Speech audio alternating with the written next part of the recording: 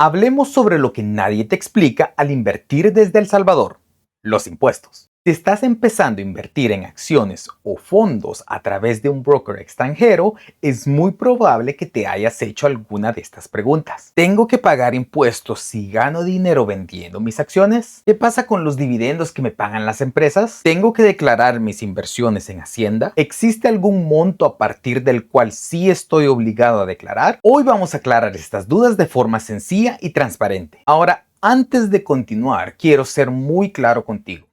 No soy abogado ni experto en leyes tributarias salvadoreñas.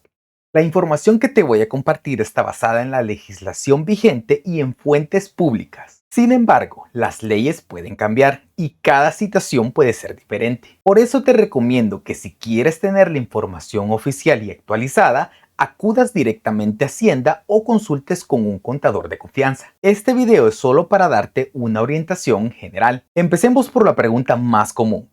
¿Tengo que pagar impuestos si vendo mis acciones o fondos con ganancia? La buena noticia es que en la mayoría de los casos, no.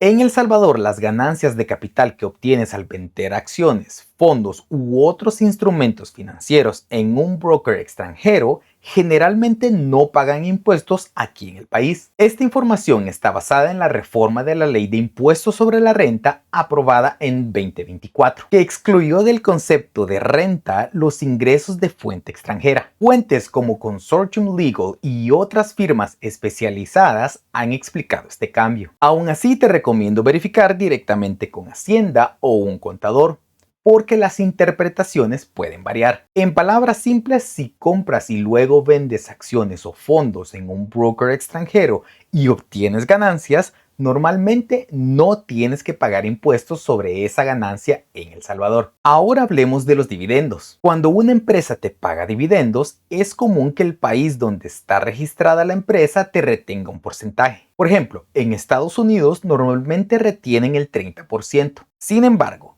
en El Salvador, esos dividendos de fuente extranjera también están exentos de impuestos gracias a la misma reforma. Es decir, no se gravan de nuevo aquí en el país. El impuesto que te retengan en el extranjero normalmente ya no se recupera en El Salvador. Aunque en la mayoría de los casos las ganancias y los dividendos de inversiones en el extranjero están exentos, hay una situación que se debe tener en cuenta. Si tu actividad de comprar y vender acciones se vuelve muy frecuente y empieza a parecerse a una actividad comercial, Hacienda podría considerarla como una actividad habitual. En ese caso, las ganancias podrían tratarse como renta ordinaria y sí estarían sujetas a impuesto. Vamos a aclarar ciertas cosas.